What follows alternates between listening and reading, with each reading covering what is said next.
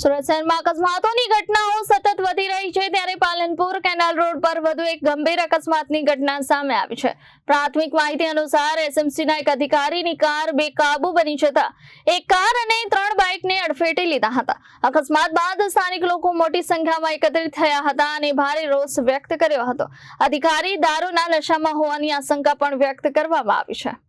સુરતના Palanpur canal road પર મહાનગરપાલિકાના એક ઓન ડ્યુટી કર્મચારી અકસ્માત સર્જ્યાનો વિડીયો વાયરલ થયો છે। આ વિડીયોમાં લોકોએ ભારે આક્રોશ સાથે કર્મચારી દારૂના નશામાં હોવાનો આક્ષેપ કર્યો હતો, જેમાં એક વ્યક્તિ ગુસ્સામાં કર્મચારીને કહે છે કે જો કોઈ સામાન્ય માણસ પીધેલી હાલતમાં પકડાય તો પોલીસ તેની હાલત બગાડી નાખે છે, જ્યારે તમે તો ઓન ડ્યુટી સરકારી કર્મચારી છો।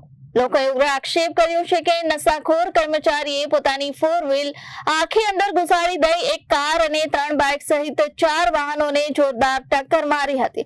જો કે આ ઘટનામાં કોઈ વ્યક્તિ હાજર હોત તો તેનું કરુણ મોત નીપજ્યું હોત। અકસ્માત બાદ ઘટના સ્થળે લોકોના ટોળે ટોળા ઉમટી પડ્યા હતા અને કાયદો હાથમાં લેતા સરકારી બાબુને લોકોએ ઘેરી ઉગ્ર સવાલો પૂછ્યા હતા। Bureau report Janadesh news, Surat.